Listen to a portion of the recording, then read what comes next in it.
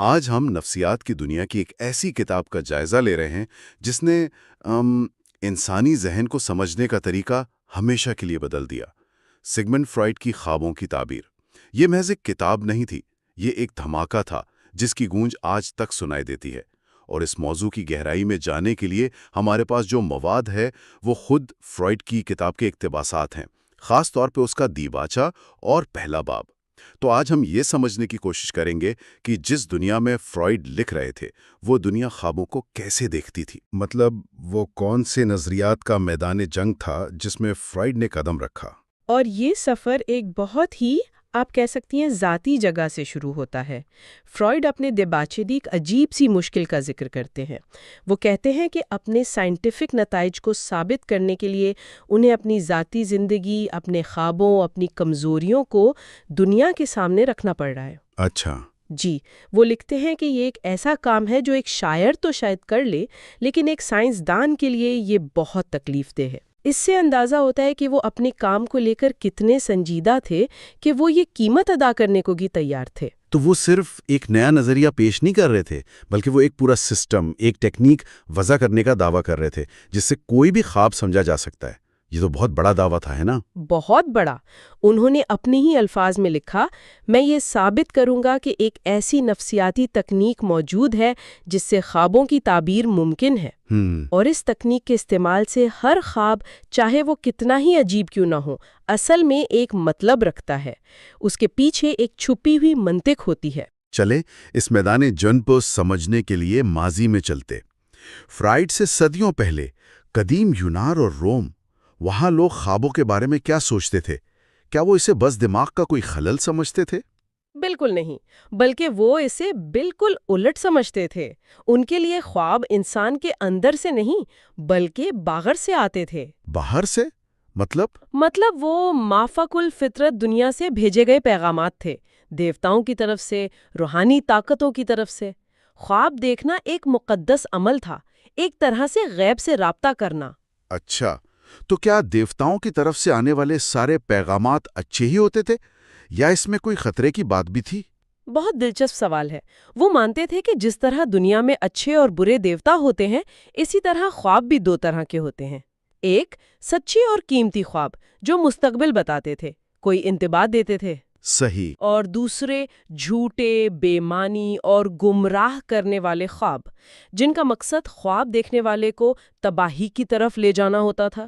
تو خواب کی تعبیر کرنے والا ایک بہت اہم شخص ہوتا تھا، کیونکہ اسی نے سچے اور جھوٹے خواب میں فرق کرنا ہوتا تھا۔ تو کیا قدیم لوگ تمام قیمتی خوابوں کو ایک ہی طرح دیکھتے تھے یا ان میں بھی کوئی فرق تھا؟ انہوں نے اس کی بھی درجہ بندی کی تھی۔ فرائڈ بتاتے ہیں کہ وہ بنیادی طور پر 3 قسم کے اہم خوابوں کو مانتے تھے۔ پہلی قسم تھی خریمیٹسموس۔ خریمیٹسموس؟ جی، یعنی ایک ایسا خواب جس میں کوئی دیوتا یا روح خود آ کر براہ راست کوئی حکم یا پیشین گوئی کرتی تھی۔ اس میں تشریح کی کوئی گنجائش نہیں ہوتی تھی، پیغام بالکل صاف ہوتا تھا۔ ٹھیک ہے۔ دوسری قسم تھی اوراما، یعنی مستقبل کے کسی واقعے کی ایک جھلک دیکھ لینا، جیسے آپ خواب میں دیکھیں کہ کل ایک بحری جہاز ڈوب جائے گا اور اگلے دن ویسا ہی ہو جائے۔ اور تیسری جو سب سے عام اور دلچسپ تھی وہ تھی اونیروس۔ یہ علامتی خواب تھے جن میں چھپے ہوئے پیغامات ہوتے تھے اور ان کی تشریح کی ضرورت پڑتی تھی۔ یہ بات بہت حیران کن ہے۔ تو اس کا مطلب یہ ہوا کہ جس طرح وہ آسمان میں بادلوں کی گرج کو کسی دیوتا کا غصہ سمجھتے تھے، اسی طرح وہ اپنے اندر کے خوف یا خواہش کو بھی باہر سے آیا ہوا کوئی پیغام سمجھتے تھے۔ ان کے لیے میرا لاشعور یا میرے اندر کے جذبات جیسا بالکل کوئی تصور ہی نہیں تھا۔ آپ نے بالکل صحیح نقطہ پکڑا ہے۔ یہی وہ بنیادی فرق ہے جو فرائڈ کے انقلاب کو سمجھنے کے لیے ضروری ہے۔ قدیم انسان اپنی نفسیاتی حقیقت کو بیرونی دنیا پر ظاہر کرتا تھا، جسے ہم پروجیکشن کہتے ہیں۔ ان کے لیے ذہن ایک بند ڈبہ نہیں تھا، بلکہ ایک کھلا میدان تھا جہاں بیرونی طاقتیں آ کر کھیلتی تھیں۔ اسی لیے خواب بھی انہیں ایک اجنبی اور دوسری دنیا سے آئی ہوئی چیز محسوس ہوتے تھے۔ فرائڈ کا انقلاب ہی یہ تھا کہ اس نے کہا، نہیں، یہ پیغام باہر سے نہیں، آپ کے اندر سے آ رہا ہے۔ تو صدیوں تک خوابوں کی دنیا پر دیوتاؤں اور روحوں کا قبضہ رہا۔ وہ کون سا موڑ تھا جب کسی نے پہلی بار یہ کہا کہ ایک منٹ رکیے، شاید یہ پیغام ہمارے اپنے دماغ سے آ رہا ہے؟ وہ تاریخی موڑ ارسطو یعنی ارسطاٹل لے کر آیا۔ فرائڈ بتاتے ہیں کہ ارسطاٹل سے پہلا کے مفکر بھی خوابوں کو الہامی ہی سمجھتے تھے، لیکن ارسطاٹل وہ پہلا بڑا مفکر تھا جس نے خواب کو ایک نفسیاتی عمل قرار دیا۔ اچھا، جی، اس نے کہا کہ خواب دیکھنے والے کے ذہن کی سرگرمی ہے، یہ کسی دیوتا کا بھیجا ہوا پیغام نہیں، یہ ایک بہت بڑی انقلابی تبدیلی تھی۔ اس نے خوابوں کو عبادت گاہوں سے نکال کر انسانی نفسیات کے مطالعے کا حصہ بنا دیا۔ یہیں سے خوابوں پر سائنسی تحقیق کی بنیاد پڑی۔ ٹھیک ہے، تو اب ہم فرائڈ کے دور تک پہنچتے ہیں۔ ایک طرف تو یہ قدیم پراسرار روایت ہے جو کہتی ہے کہ خوابوں میں گہرے راز چھپے ہیں، اور دوسری طرف ارسطو سے شروع ہونے والی سائنسی سوچ ہے۔ تو فرائڈ کے زمانے میں سائنسدان خوابوں کے بارے میں کیا کہہ رہے تھے؟ فرائڈ کے زمانے تک سائنسی سوچ بہت آگے بڑھ چکی تھی اور خوابوں کو لے کر بہت حکارت آمیز رویہ رکھتی تھی۔ اس وقت سائنسدانوں کے دو بڑے کیمپس تھے۔ پہلا کیمپ تھا مادیت پرستوں کا۔ مادیت پرست؟ جی، وونٹ اور ویگنڈٹ جیسے بڑے ناموں کا کہنا تھا کہ خواب محض جسمانی حسیات کا نتیجہ ہے۔ ان کی دلیل بہت سادہ تھی، اگر نیند میں آپ کے پاؤں پر سے کمبل ہٹ جائے اور آپ کو ٹھنڈ لگے تو آپ برف پر چلنے کا خواب دیکھ لیں گے۔ بس اتنا ہی؟ ان کے لیے اتنا ہی تھا۔ ان کے لیے خواب میں کوئی گہرا نفسیاتی مطلب تلاش کرنا ایسا ہی تھا جیسے کسی چلتے ہوئے انجن کے شور میں کوئی شاعری تلاش کرنا۔ ایک مفکر ٹسی نے تو یہاں تک لکھ دیا کہ ایسے خواب جن کی بنیاد مکمل طور پر نفسیاتی ہو وجود ہی نہیں رکھتے۔ ایک منٹ، لیکن یہ نظریہ تو بہت محدود محسوس ہوتا ہے۔ کیا واقعی انسانی ذہن اتنا سادہ ہے؟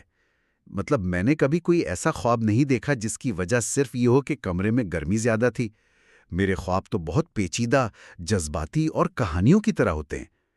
کیا اس دور میں کوئی اس نظریے کو چیلنج نہیں کر رہا تھا؟ بالکل کر رہا تھا، اور یہیں سے دوسرا کیمپ سامنے آتا ہے جسے آپ رومانوی یا فلسفی کہہ سکتی ہیں۔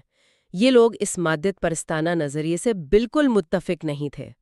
ان کا ماننا تھا کہ خواب ذہنی شور نہیں بلکہ ایک فن پارہ ہے۔ اچھا، جیسے ہلڈبرانڈ نامی ایک مفکر نے کیا خوبصورت بات کہی، خوابوں کو محض دماغی عمل کہہ کر رد نہیں کیا جا سکتا، کیونکہ ان میں ایک شاندار شاعری، ایک برمحل تمثیل اور ایک بے مثال مزاح ہوتا ہے۔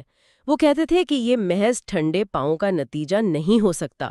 تو ایک کیمپ کہہ رہا ہے کہ خواب بکواس ہیں اور دوسرا کہہ رہا ہے کہ وہ شاعری ہے؟ جی بالکل، اور دوسرے کیمپ میں ڈیلبیوف جیسے مفکر نے اسے مزید آگے بڑھایا۔ ان کا نظریہ تھا کہ نیند میں ہمارا ذہن کمزور یا خراب نہیں ہوتا، بلکہ اس کی تمام صلاحیتیں منطق، تخیل، یادداشت ویسی ہی کام کر رہی ہوتی ہیں، بس ان کا اطلاق حقیقی دنیا کی بجائے خیالی چیزوں پر ہو رہا ہوتا ہے۔ یعنی خواب دیکھنے والا ذہن ایک پاگل ذہن نہیں بلکہ ایک مختلف حالت میں کام کرنے والا ایک نارمل ذہن ہے۔ بالکل، تو آپ دیکھ سکتی ہیں کہ فرائڈ کے آنے سے پہلے میدان جنگ پوری طرح تیار تھا۔ بے معنی جسمانی شور بمقابلہ گہری نفسیاتی شاعری۔ لیکن ان دونوں کیمپوں کی بحث میں ایک بنیادی مسئلہ تو ہوگا نا کہ آپ جس خواب کا تجزیہ کر رہے ہیں، چاہے اسے شاعری کہیں یا شور، کہ آپ کو وہ ٹھیک سے یاد بھی ہے؟ میرا مطلب ہے ہم سب کا تجربہ ہے کہ صبح آنکھ کھلتے ہی خواب دھند کی طرح غائب ہونا شروع ہو جاتا ہے۔ آپ نے بالکل اس مسئلے کی جڑ پکڑ لی ہے جس نے فرائڈ کو سب سے زیادہ پریشان کیا، خواب کی یادداشت کا معمہ۔ یہ ایک ایسا چیلنج تھا جسے نظر انداز نہیں کیا جا سکتا تھا۔ فرائڈ اس پر تفصیل سے بات کرتے ہیں۔ وہ کہتے ہیں کہ اس میں عجیب تضادات ہیں۔ ایک طرف تو یہ ضرب المثل ہے کہ صبح کے وقت خواب مٹ جاتا ہے، لیکن دوسری طرف کچھ خواب، جیسا کہ فرائڈ کا اپنا ایک خواب، انہیں 37 سال بعد بھی لفظ بلفظ یاد تھا۔ یہ کیسا تضاد ہے؟ اور یہ بھی تو ہے کہ خواب کی یادداشت بہت عجیب چیزوں کا انتخاب کرتی ہے۔ بالکل، فرائڈ ہلڈبرانڈ کا حوالہ دیتے ہوئے لکھتے ہیں کہ ہم دن میں ہونے والے اہم واقعات، ضروری ملاقاتیں تو بھول جاتے ہیں، لیکن 30 سال پرانے خواب میں نظر آنے والے ایک اجنبی کے ماتھے پر مسے جیسی غیر اہم اور فضول تفصیل ہمیں یاد رہ جاتی ہے۔ ہماری یادداشت ایسا عجیب انتخاب کیوں کرتی ہے؟ اور سب سے بڑا سوال، جو کچھ ہمیں یاد رہتا ہے، کیا ہم اس پر بھروسہ بھی کر سکتے ہیں؟ یا یاد کرتے وقت ہم خود ہی اس میں تبدیلیاں کر دیتے ہیں؟ یہی سب سے بڑا چیلنج تھا۔ جیسن نامی ایک مفکر کا خیال تھا کہ خواب کی یادداشت ایک ٹوٹی ہوئی پلیٹ کی طرح ہے۔ جب ہم صبح اسے یاد کرنے کی کوشش کرتے ہیں تو ہم لاشعوری طور پر ان بکھرے ہوئے ٹکڑوں کو خود سے جوڑ کر ایک مکمل اور منطقی تصویر بنا لیتے ہیں۔ اچھا۔ چاہے اصل خواب ویسا نہ بھی ہو، ہم خالی جگہوں کو خود ہی بھر دیتے ہیں تاکہ کہانی سمجھ میں آنے لگے۔ واو! تو اس کا مطلب یہ ہوا کہ ہم کہانی کو مزید منطقی بنانے کے لیے خود ہی اس میں رنگ بھر دیتے ہیں۔ تو پھر فرائیڈ اصلی خواب کا تجزیہ کیسے کر سکتا تھا اگر اسے مل ہی ایک ٹوٹی پھوٹی بدلی ہوئی کہانی رہی ہو؟ یہ تو کسی بھی سائنٹیفک نظریے کے لیے بہت بڑا مسئلہ تھا۔ اگر آپ کا ڈیٹا ہی قابل اعتبار نہیں تو آپ کا نتیجہ کیسے درست ہو سکتا ہے؟ بالکل، اور اسی چیلنج نے فرائیڈ کو اپنی مخصوص تکنیک وضع کرنے پر مجبور کیا۔ اسے معلوم تھا کہ اگر وہ خوابوں کو سائنس کے دائرے میں لانا چاہتا ہے تو اسے سب سے پہلے یادداشت کے اس مسئلے کا کوئی حل نکالنا ہوگا۔ اسے یہ ثابت کرنا تھا کہ جو کچھ ہمیں یاد رہتا ہے، چاہے وہ کتنا ہی ٹوٹا پھوٹا کیوں نہ ہو، اسی کے اندر تجزیے کا سامان موجود ہے۔ تو اس سب کا کیا مطلب ہے؟ اگر ہم پوری تصویر دیکھیں تو فرائیڈ سے پہلے خوابوں کی دنیا نظریات کا ایک مکمل میدان جنگ تھی۔ ایک طرف خدائی پیغامات اور گہرے لازوں کا قدیم تصور تھا، دوسری طرف جدید سائنس تھی جو اسے بے معنی ذہنی شور اور مکمل بکواس سمجھتی تھی۔ اور ان سب کے اوپر ناقابل اعتبار یادداشت کا سایہ تھا۔ صحیح۔ اور فرائیڈ نے اس الجھن، اس بظاہر بے ترتیبی میں ایک موقع دیکھا۔ اس کا ماننا تھا کہ اس افراتفری کے پیچھے ایک نظام ہے، ایک منطق ہے۔ اس نے دعویٰ کیا کہ اس کے پاس وہ چابی ہے، وہ تکنیک ہے جس سے نہ صرف خوابوں کے راز کھولے جا سکتے ہیں بلکہ یہ بھی ثابت کیا جا سکتا ہے کہ ہر خواب بغیر کسی استثناء کے ایک بامعنی نفسیاتی عمل ہے۔ اور اس کی وہ چابی، اس کا وہ بنیادی نظریہ یہ تھا کہ ہر خواب خواہش کی تکمیل ہے، یعنی ہر خواب ہماری کسی نہ کسی لاشعوری خواہش کو پورا کرتا ہے۔ یہ سننے میں بہت اچھا لگتا ہے، خاص طور پر ان خوابوں کے لیے جن میں ہم اڑ رہے ہوں یا کوئی امتحان پاس کر رہے ہوں۔ لیکن ڈراونے خوابوں کا کیا؟ وہ خوفناک خواب جن میں کوئی ہمارا پیچھا کر رہا ہو، یا وہ پریشان کن خواب جن میں ہم سالوں پہلے پاس کیے گئے امتحان میں دوبارہ فیل ہو جاتے؟ یہ بھلا کس طرح کی خواہشات کی تکمیل ہو سکتے ہیں؟ یہ وہ سوال ہے جو فرائیڈ کے پورے نظریے کو چیلنج کرتا ہے۔ پچھلی بار ہم نے دیکھا تھا کہ تاریخ خوابوں کو کیسے دیکھتی رہی، کبھی دیوتاؤں کے پیغامات تو کبھی محض دماغی سرگرمی۔ آج ہم ایک ایسے سوال پر بات کریں گے جو شاید ہم سب نے کبھی نہ کبھی خود سے پوچھا ہوگا کہ ہمارے خوابوں کا ہماری اصل زندگی سے آخر تعلق کیا ہے؟ جی، یہ ایک بہت ہی گہرا سوال ہے۔ کیا یہ کوئی الگ ہی دنیا ہے جس میں ہم رات کو چلے جاتے ہیں، یا یہ ہماری دن بھر کی زندگی کا ہی ایک عجیب سا تسلسل ہے؟ بالکل، اور فرائیڈ اپنی مشہور کتاب خوابوں کی تعبیر میں اسی سوال سے نمٹتا ہے۔ آج کی ہماری ساری گفتگو کا مواد انہی دو ابواب سے لیا گیا ہے۔ اچھا، کون سے ابواب ہیں وہ؟ ایک ہے خواب کا بیداری کی حالت سے تعلق، اور دوسرا خوابوں کا مواد یعنی خوابوں میں یادداشت۔ ہم یہ جاننے کی کوشش کریں گے کہ ہمارے دن بھر کے تجربات، چاہے وہ کتنے ہی چھوٹے کیوں نہ ہوں، رات کو خواب کیسے بن جاتے ہیں۔ ٹھیک ہے، تو آئیے اس گتھی کو سلجھاتے ہیں۔ کیا خواب حقیقت کا آئینہ ہے یا اس سے بھاگنے کا کوئی خفیہ راستہ؟ سب سے پہلے تو ایک عام سی سوچ ہے جسے سیسرو جیسے پرانے مفکر نے بھی کہا کہ ہم وہی خواب دیکھتے ہیں جو ہم دن میں کرتے یا سوچتے ہیں۔ جی، مطلب ایک وکیل قانون کے خواب دیکھے گا، ایک سپاہی جنگ کے۔ یہ بات تو بڑی سیدھی سادی لگتی ہے، اور ایک حد تک درست بھی ہے۔ فرائیڈ اس بات سے انکار نہیں کرتا۔ وہ ہلڈ برانڈ نامی ایک مفکر کا حوالہ دیتا ہے جس نے کہا تھا کہ خواب کا سارا سامان ہماری اصل زندگی سے ہی آتا ہے، مطلب ہوا میں سے کچھ نہیں آ سکتا۔ صحیح۔ لیکن فرائیڈ کہتا ہے کہ اگر آپ ذرا غور کریں تو یہاں ایک بہت بڑا تضاد نظر آتا ہے۔ اچھا، وہ کیا ہے؟ کیونکہ یہ بات تو مجھے بالکل منطقی لگ رہی ہے۔ تضاد یہ ہے کہ خواب ہماری زندگی سے مواد تو لیتے ہیں، لیکن وہ اکثر دن کے سب سے اہم، سب سے جذباتی واقعات کو مکمل طور پر نظر انداز کر دیتے ہیں۔ ایک منٹ، یہ تو الٹی بات ہے۔ جی، ہلڈ برانڈ نے اس کی ایک بڑی زبردست مثال دی ہے۔ وہ کہتا ہے کہ فرض کریں آپ کے خاندان میں کوئی المناک موت واقع ہو گئی ہے۔ اس کا غم آپ کو دن بھر پریشان رکھتا ہے، رات کو سونے نہیں دیتا۔ ظاہر ہے، لیکن جب آپ سوتے ہیں تو خواب میں اس کا ذکر تک نہیں ہوتا۔ یعنی جس چیز نے آپ کے پورے دن پر قبضہ کیا ہوا ہے، خواب اسے بالکل ہی بھلا دیتا ہے۔ بالکل، اور اس کے برعکس ہلڈ براؤن کہتا ہے ایک گزرتے ہوئے اجنبی کے ماتھے پر موجود مسا جس پر آپ نے دن میں 1 سیکنڈ بھی دھیان نہیں دیا، وہ آپ کے خواب میں ایک اہم کردار ادا کر رہا ہوتا ہے۔ فرائڈ کے لیے یہی وہ نقطہ ہے جو خوابوں کو پراسرار بناتا ہے۔ ایسا کیوں ہے؟ تو اس کا مطلب یہ ہوا کہ ہمارا دماغ ایک عجیب طرح کا فلم ایڈیٹر ہے۔ بالکل یہی۔ وہ دن کے سب سے بڑے ڈرامیٹک سین کو کاٹ کر پھینک دیتا ہے، لیکن بیک گراؤنڈ میں کھڑے کسی ایکسٹرا کے چہرے پر موجود تل پر زوم ان کر لیتا ہے۔ بہت خوبصورت مثال دی آپ نے۔ فرائڈ نے بھی یہی سوال پوچھا، اور اس کے لیے یہ سب سے بڑا اشارہ تھا کہ خواب ہماری شعوری ترجیحات کے مطابق کام نہیں کرتے۔ یعنی جن چیزوں کو ہم اہم سمجھتے ہیں، خوابوں کی دنیا میں ان کی کوئی اہمیت نہیں؟ جی، خواب کسی اور ہی منطق پر چلتے ہیں۔ وہ اہم واقعات کے بوجھ تلے دبنے کی بجائے غیر اہم نظر آنے والی چیزوں کو اٹھاتے ہیں، کیونکہ شاید ان چھوٹی چھوٹی چیزوں کے ساتھ کوئی ایسی خواہش یا یاد جڑی ہوتی ہے جسے ہمارا شعور دبا رہا ہوتا ہے۔ یہ تو بہت ہی دلچسپ بات ہے۔ مطلب میرے دماغ میں ایسی یادیں بھی محفوظ ہیں جن کا مجھے خود نہیں پتا، اور خواب ان تک پہنچ سکتا ہے۔ آپ اسے ایک طرح کی ذہنی سپر پاور کہہ سکتی ہیں۔ فرائڈ نے خوابوں کی یادداشت کی ایک ایسی ہی ناقابل یقین خصوصیت کی نشاندہی کی ہے۔ ماہرین اسے ہائپر مینیسک ڈریمز کہتے ہیں، یعنی ایسی یادداشت جو عام حالات سے کہیں زیادہ تیز ہو۔ Hyper مینیسک dreams? جی، خواب گویا ہمارے دماغ کے خفیہ آرکائیو میں گھس جاتے ہیں، جہاں ایسی فائلیں پڑی ہیں جنہیں ہم خود بھول چکے ہیں۔ خفیہ آرکائیو؟ یہ تو واقعی کسی سپر پاور جیسا ہی لگتا ہے کہ ہمارے خوابوں کے پاس ہمارے دماغ کے اس حصے کی چابی ہے جسے ہم جاگتے ہوئے کھول ہی نہیں سکتے۔ اس کی کوئی مثال ہے؟ بہت سی ہیں۔ فرائڈ نے کئی ایسی مثالیں اکٹھی کی ہیں۔ سب سے مشہور مثال ایک اے موری نامی ایک فرانسیسی محقق کی ہے۔ وہ بتاتا ہے کہ ایک شخص 20 سال بعد اپنے آبائی شہر جانے کا فیصلہ کرتا ہے۔ 20 سال بعد؟ ٹھیک ہے۔ جانے سے ایک رات پہلے وہ خواب دیکھتا ہے۔ خواب میں وہ ایک انجان سی سڑک پر چل رہا ہے اور ایک اجنبی آدمی سے بات کر رہا ہے۔ ٹھیک ہے، عام سا خواب لگتا ہے۔ بظاہر تو یہی لگتا ہے، لیکن جب وہ اگلے دن حقیقت میں اپنے شہر پہنچتا ہے تو وہ حیران رہ جاتا ہے۔ کیوں؟ کیا ہوا؟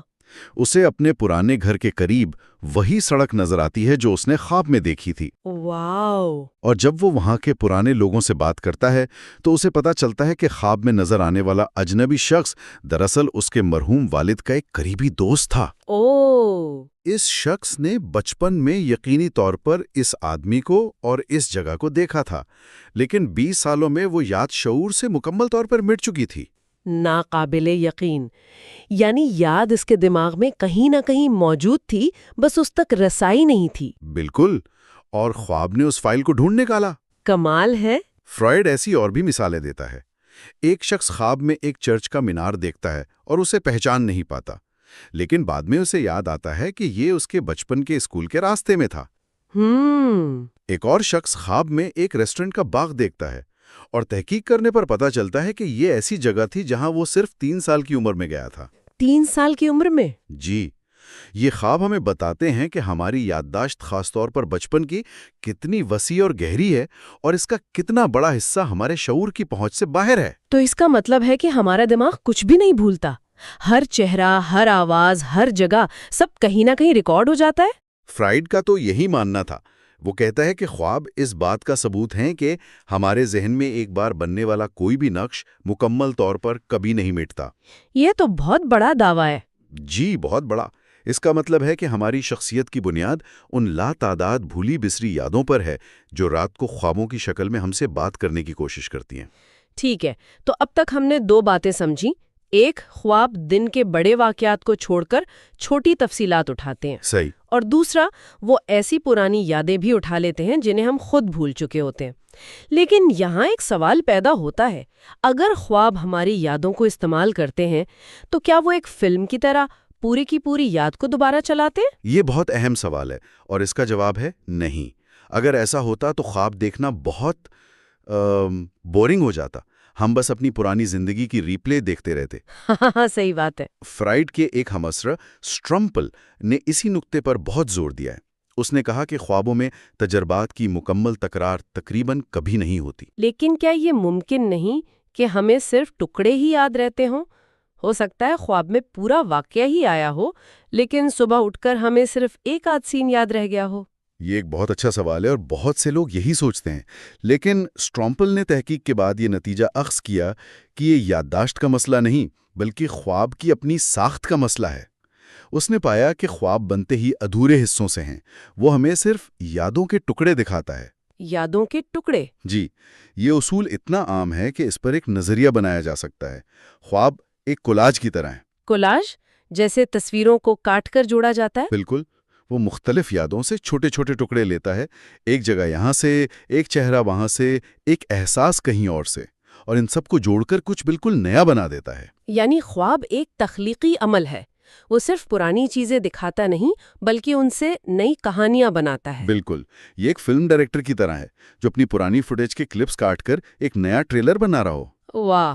خواب ہماری یادداشت کے سٹور روم سے منتخب اشیاء چنتا ہے، لیکن سب سے بڑا سوال پھر وہیں آ جاتا ہے جی، کہ وہ یہ انتخاب کیسے کرتا ہے؟ وہ 20 سال پرانی کسی گلی کو ایک اجنبی کے چہرے پر موجود مسئلے کے ساتھ کیوں جوڑتا ہے؟ اور اس سب میں کل دفتر میں ہونے والی اہم میٹنگ کو کیوں نظر انداز کر دیتا ہے؟ ہاں، یہ انتخاب ہی تو سب سے پراسرار ہے۔ اگر یہ انتخاب بے ترتیب ہے تو پھر خواب واقعی بے معنی ہے۔ جیسے کوئی بچہ بغیر سوچے سمجھے کھلونے جوڑ رہا ہو۔ صحیح۔ اور اگر یہ انتخاب بے ترتیب نہیں ہے تو پھر اس کے پیچھے کوئی مقصد ہونا چاہیے۔ کوئی ایسی منطق جو ہماری جاگتی ہوئی حالت کی منطق سے مختلف ہو؟ بالکل، فرائڈ کا ماننا تھا کہ یہ انتخاب ہرگز بے ترتیب نہیں ہے۔ ہر ٹکڑا، چاہے وہ کتنا ہی غیر اہم کیوں نہ لگے، ایک خاص وجہ سے منتخب کیا جاتا ہے۔ اور وہ وجہ کیا ہے؟ وہ وجہ ہیں ہماری دبی ہوئی خواہشات، خوف اور وہ جذبات جن کا ہم دن میں سامنا نہیں کرنا چاہتے۔ یہیں سے خواب کی تعبیر کا اصل کام شروع ہوتا ہے، ان بظاہر بے جوڑ ٹکڑوں کے درمیان چھپے ہوئے رابطوں کو تلاش کرنا۔ تو اس سب کا کیا مطلب ہے؟ آج کی گفتگو سے جو بات مجھے سب سے زیادہ حیران کر رہی ہے وہ یہ ہے کہ خواب ہماری حقیقت سے جڑے تو ہیں، جی، لیکن ایک بہت ہی عجیب اور الٹے طریقے سے۔ وہ ہماری زندگی کا سیدھا سادہ عکس نہیں ہے، بلکہ ایک ٹیڑھا میڑا بکھرا ہوا عکس ہے جس میں چھوٹی چیزیں بڑی اور بڑی چیزیں غائب ہو جاتی ہیں۔ بالکل، اور یہی چیز ہمیں اگلے مرحلے کی طرف لے جاتی ہے۔ اگر خواب ایک ایسی زبان میں بات کرتے ہیں جو بکھرے ہوئے ٹکڑوں، بھولی بسری یادوں اور علامتوں پر مشتمل ہے، تو پھر اس زبان کو سمجھنے کا، اسے ڈی کوڈ کرنے کا طریقہ کیا ہے؟ جی، یہی سوال ہے۔ فرائڈ نے خوابوں کی تعبیر کے لیے ایک خاص تکنیک تیار کی جسے وہ آزاد تلازم خیال یا فری ایسوسیشن کہتا تھا۔ اور ہماری اگلی گفتگو اسی تکنیک پر ہوگی۔ ہم فرائڈ کے سب سے مشہور خواب ارما کے انجیکشن کے خواب کا تفصیلی جائزہ لیں گے۔ جی، وہ خواب جس کا تجزیہ کر کے فرائڈ نے پہلی بار دنیا کو دکھایا کہ ایک بظاہر بے معنی اور پریشان کن خواب کے پیچھے کتنے گہرے اور ذاتی معنی چھپے ہو سکتے ہیں۔ یہ ایک طرح سے خوابوں کی دنیا کا روزیٹا سٹون تھا۔ بالکل، لیکن جانے سے پہلے ایک سوچ چھوڑے جاتا ہوں۔ جی؟ فرائڈ خود اس مسئلے کی نشاندہی کرتا ہے کہ جب ہم صبح اٹھ کر اپنا خواب یاد کرنے کی کوشش کرتے ہیں تو ہماری یادداشت نہ صرف ادھوری ہوتی ہے بلکہ وہ اکثر اپنی طرف سے خواب میں تبدیلیاں بھی کر لیتی ہے، خالی جگہوں کو بھر دیتی ہے تاکہ کہانی منطقی لگے۔ یہ تو ہے۔ تو سوال یہ پیدا ہوتا ہے کہ اگر خوابوں کی تعبیر ہماری یادداشت پر منحصر ہے اور ہماری یادداشت خود قابل اعتبار نہیں، تو کیا ہم کبھی اصل خواب کی تعبیر کر بھی پاتے ہیں یا ہم صرف اپنی یادداشت کی بنائی ہوئی کہانی کا تجزیہ کر رہے ہوتے ہیں؟ پچھلی بار ہم نے دیکھا تھا کہ فرائڈ سے پہلے خوابوں کو یا تو خدا کا پیغام سمجھا جاتا تھا یا پھر بالکل بے معنی شور۔ لیکن آج ہم اس ٹیکنیک کی گہرائی میں اتریں گے جو فرائڈ نے خود ایجاد کی، وہ طریقہ جس سے انہوں نے دعویٰ کیا کہ وہ ہمارے لاشعور کے خفیہ کوڈ کو توڑ سکتے ہیں۔ بالکل۔ آج کی گفتگو فرائڈ کے 2 بنیادی سوالات کے ارد گرد گھومیں گی۔ پہلا، خوابوں کا مطلب جاننے کا ان کا اصل طریقہ کیا تھا، اور دوسرا، انہوں نے اپنے ہی ایک خواب کا تجزیہ کر کے اس طریقے کو عملی طور پر کیسے سمجھایا۔ یہ وہ حصہ ہے جہاں فرائڈ صرف ایک نظریہ دان نہیں رہتے بلکہ ایک جاسوس کی طرح سراغ لگاتے ہیں۔ تو آئیے اس جاسوسی کا آغاز کرتے ہیں۔ فرائڈ سے پہلے جو طریقے تھے، یعنی خوابوں کی لغت دیکھنا یا پورے خواب کو ایک علامت سمجھ لینا، ان میں کیا خرابی تھی؟ فرائڈ نے انہیں کیوں رد کر دیا؟ دیکھیں، فرائڈ کے نزدیک وہ دونوں طریقے ایک بہت بڑی غلطی کر رہے تھے۔ وہ خواب کو خواب دیکھنے والے سے الگ کر دیتے تھے۔ پہلا طریقہ، جسے علامتی تعبیر کہتے ہیں، وہ پورے خواب کو ایک اکائی کے طور پر دیکھتا تھا۔ جیسے بائبل میں فرعون کا خواب کہ 7 موٹی گائیں خوشحالی ہیں اور 7 دبلی گائیں قحط۔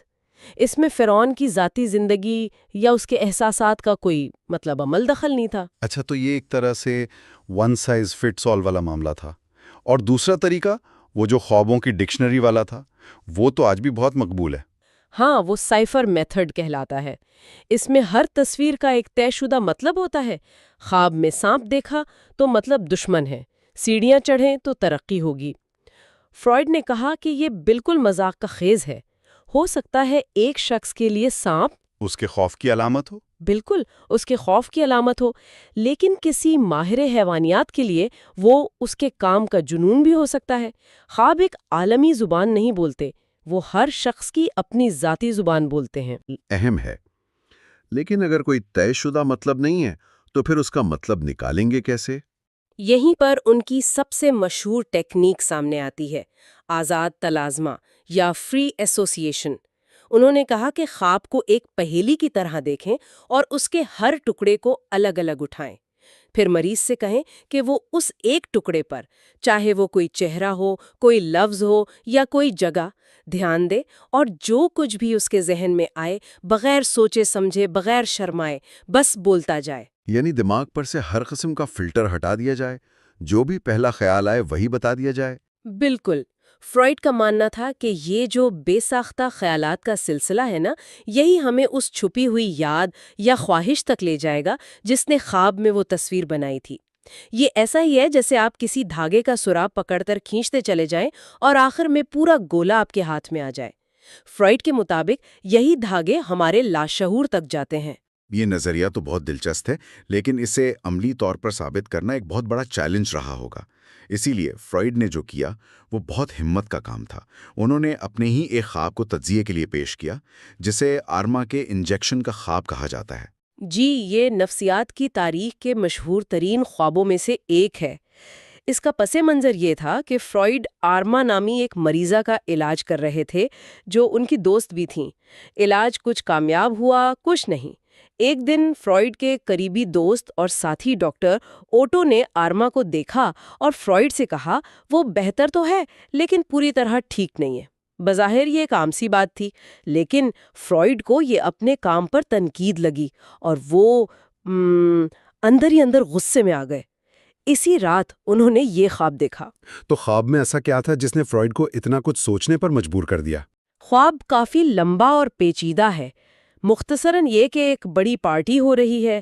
فرائڈ آرما کو ایک طرف لے جا کر اس کی صحت کا پوچھتے ہیں۔ وہ گلے میں درد کی شکایت کرتی ہے۔ فرائڈ کو شک ہوتا ہے کہ اس کی بیماری نفسیاتی نہیں بلکہ جسمانی ہے۔ وہ اس کا گلا دیکھتے ہیں تو انہیں وہاں ایک سفید دھبا اور کچھ عجیب بھورے رنگ کی ساختیں نظر آتی ہیں۔ وہ گھبرا جاتے ہیں اور اپنے دوسرے ڈاکٹر دوستوں کو بلاتے ہیں جو وہاں موجود ہیں۔ اور پھر کیا ہوتا ہے؟ ان کا ایک دوست ڈاکٹر ایم معائنہ کرتا ہے، پھر آٹو خود بھی آ جاتا ہے اور کہتا ہے کہ ہاں یہ انفیکشن ہی ہے۔ شاید اس نے آرما کو جو انجیکشن لگایا تھا اس کی سرنج صاف نہیں تھی۔ بس خواب یہاں ختم ہو جاتا ہے۔ ایک منٹ، یہ تو ایک ڈراؤنا خواب لگتا ہے۔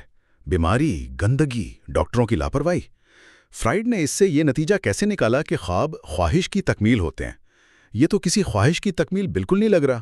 یہیں سے فرائڈ کا ذہن تجزیہ شروع ہوتا ہے۔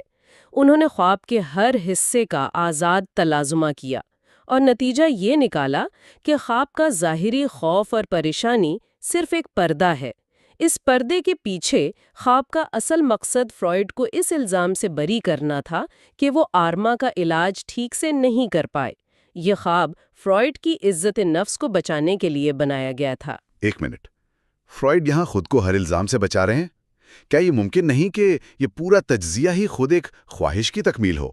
کہ وہ اپنے نظریے کو ثابت کرنے کے لیے اپنے خواب کو اسی طرح توڑ مروڑ رہے ہوں جس طرح وہ کہتے ہیں کہ خواب ہماری خواہشات کو توڑتا مروڑتا ہے۔ یہ ایک بہترین نقطہ ہے اور فرائیڈ پر یہ تنقید بہت کی جاتی ہے، لیکن اگر ہم صرف ان کے تجزیے کی منطق کو دیکھیں تو وہ بہت دلچسپ ہے۔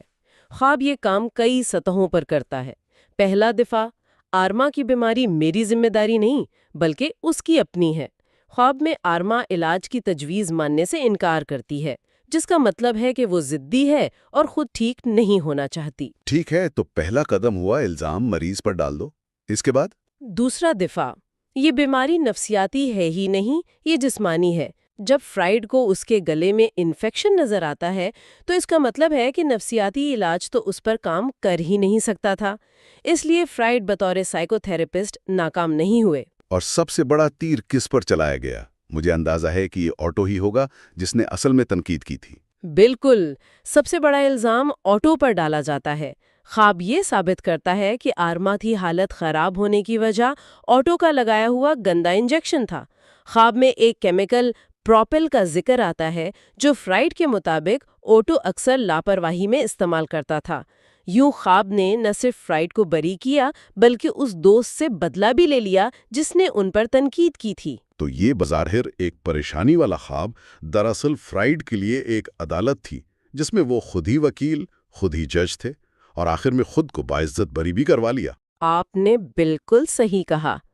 فرائیڈ نے خود اس کی مثال اس شخص سے دی جس پر پڑوسی کی کیتلی توڑنے کا الزام تھا۔ اس نے عدالت میں 3 دفاع پیش کیے۔ پہلا، میں نے کیتلی بالکل صحیح سلامت واپس کی تھی۔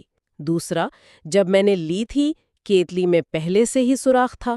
اور تیسرا، میں نے تو کبھی کیتلی ادھار لی ہی نہیں۔ خواب بھی اسی طرح کے متضاد مگر مؤثر دفاع پیش کر رہا تھا۔ آرما کی خواب کے اس تفصیلی تجزیے نے فرائیڈ کے سب سے مشہور اور متنازع نظریے کو جنم دیا۔ ہر خواب خواہش کی تکمیل ہے، لیکن یہ ایک بہت بڑا دعویٰ ہے۔ کیا یہ واقعی تمام خوابوں پر لاگو ہوتا ہے؟ فرائیڈ نے خود اس سوال کا سامنا کیا۔ انہوں نے پہلے آسان مثالیں لیں، جیسے اگر آپ پیاس سے سوئیں تو آپ خواب میں ٹھنڈا پانی پیتے ہوئے خود کو دیکھتے ہیں۔ یہ سہولت کا خواب ہے۔ اس کا مقصد آپ کی نیند کو ٹوٹنے سے بچانا ہے تاکہ جسمانی ضرورت خواب میں پوری ہو جائے اور آپ جاگ نہ جائیں۔ بچوں کے خوابوں کی مثال بھی دی جاتی ہے جو اکثر بہت سیدھے سادے ہوتے ہیں۔ جی، فرائیڈ کہتے ہیں کہ بچوں کے خوابوں میں یہ اصول بالکل واضح نظر آتا ہے۔ ان کی اپنی بیٹی جسے ایک دن اسٹرابری کھانے کو نہیں ملی، اس نے رات کو خواب میں دیکھا کہ وہ ڈھیر ساری اسٹرابری کھا رہی ہے۔ ایک بچہ جسے دن میں جھیل پر جانے نہیں دیا گیا، وہ رات کو خواب میں کشتی میں سیر کرتا ہے۔ یہاں خواہش اور اس کی تکمیل بالکل عیاں ہیں۔ ٹھیک ہے، یہ سب تو سمجھ آتا ہے، لیکن اصل مسئلہ ان خوابوں کا ہے جو تکلیف دہ ہوتے ہیں۔ پریشانی والے خواب، کسی اپنے کی موت کا خواب دیکھنا، یہ بھلا کس خواہش کی تکمیل ہو سکتا ہے؟ یہی وہ نقطہ ہے جہاں زیادہ تر لوگ فرائیڈ کے نظریے کو مسترد کر دیتے ہیں۔ اور یہیں پر فرائیڈ کا نظریہ مزید گہرا اور پیچیدہ ہوتا ہے۔ ان کے مطابق ایسے خواب بھی خواہش کی تکمیل ہی ہوتے ہیں، لیکن وہ خواہش اتنی چھپی ہوئی، دبی ہوئی یا معاشرتی طور پر ناقابل قبول ہوتی ہے کہ اسے ایک بھیانک خواب کے پردے میں چھپانا پڑتا ہے۔ اس کی کوئی مثال؟ کیونکہ یہ بات ہضم کرنا بہت مشکل ہے۔ فرائیڈ ایک مریضہ کا ذکر کرتے ہیں جو اپنے بھانجے سے بہت محبت کرتی تھی، لیکن اس نے خواب دیکھا کہ وہ مر گیا ہے اور وہ اس کے جنازے پر ہے۔ اب بظاہر یہ ایک خوفناک خواب ہے، لیکن آزاد تلازمہ سے یہ بات سامنے آئی کہ کئی سال پہلے اس عورت نے اپنے ایک دوسرے بھانجے کے جنازے پر ایک ایسے شخص کو دیکھا تھا جسے وہ شدید محبت کرتی تھی اور اس کے بعد اسے کبھی نہیں دیکھ پائی۔ اوہ، تو اس کا مطلب یہ ہوا کہ اس کا مطلب یہ ہوا کہ خواب میں بھانجے کی موت کا دکھ دراصل اس پرانی محبت سے دوبارہ ملنے کی شدید خواہش کو پورا کرنے کا ایک بہانہ تھا۔ ذہن نے اس پرانی ملاقات کے منظر کو دوبارہ تخلیق کرنے کے لیے موت جیسا تکلیف دہ منظر استعمال کیا۔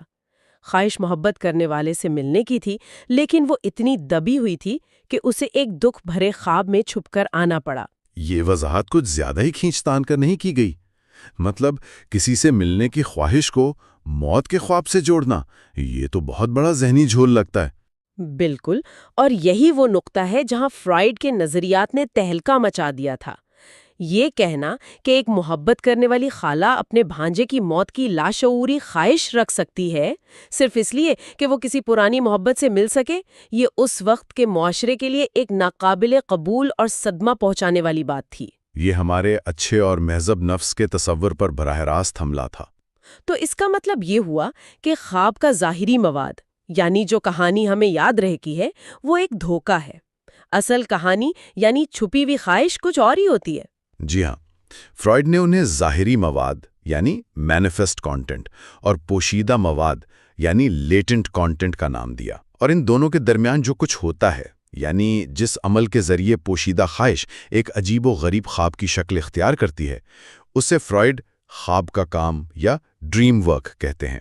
اس میں ایک سینسرشپ کا نظام کام کرتا ہے جو ہماری خطرناک خواہشات کا حلیہ بگاڑ دیتا ہے تاکہ ہماری نیند بھی خراب نہ ہو اور ہمارا مہذب شعور بھی پریشان نہ ہو۔ تو آج کی گفتگو کو اگر سمیٹا جائے تو اصل بات یہ ہے کہ فرائیڈ نے خوابوں کو محض رات کی بے ترتیب کہانیوں سے نکال کر ہمارے لاشعور کا ایک ایکس رے بنا دیا۔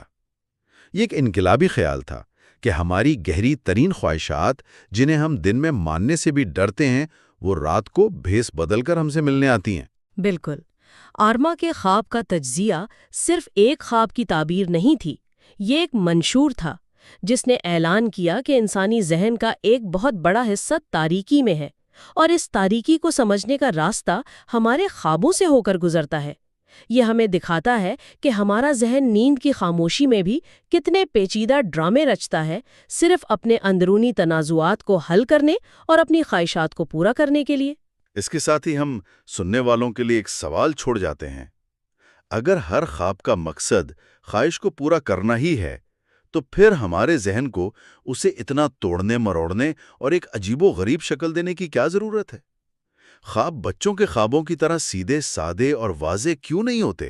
یہ وہ لاکھوں ڈالر کا سوال ہے جس کا جواب خواب کے کام یعنی ڈریم ورک میں چھپا ہے، اور ہماری اگلی گفتگو اسی پراسرار عمل پر ہوگی، جہاں ہم ان طریقوں پر بات کریں گے جیسے تکثیف یعنی کنڈینسیشن اور ہٹاؤ یعنی ڈسپلیسمنٹ، جنہیں استعمال کر کے ہمارا ذہن سیدھی سادھی خواہشات کو ناقابل فہم اور عجیب و غریب خوابوں میں بدل دیتا ہے۔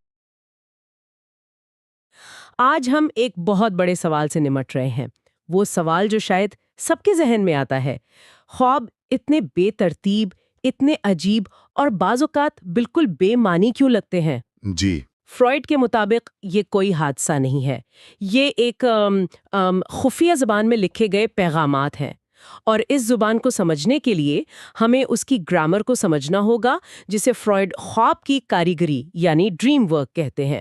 بالکل، اور یہ سمجھنا بہت ضروری ہے کہ یہ کاریگری محض شور نہیں ہے، بلکہ ایک انتہائی پیچیدہ اور بامقصد عمل ہے۔ اچھا، یہ ہمارے لاشعور کے خام، اکثر پریشان کن مواد کو لیتا ہے اور اسے ایک ایسی شکل میں ڈھالتا ہے جسے ہم برداشت کر سکیں۔ تو آج ہم اس کوڈ کو توڑنے کے لیے فرائیڈ کے کچھ اہم اوزاروں کو دیکھیں گے۔ جی، آج ہم اس عمل کے دو بنیادی اوزاروں پر بات کریں گے: تکثیف یعنی کانڈنسیشن اور ہٹاؤ یعنی ڈسپلیسمنٹ، اور پھر ہم اس پراسرار طاقت کا جائزہ لیں گے جو ان اوزاروں کے استعمال کو ضروری بناتی ہے، یعنی سینسرشپ۔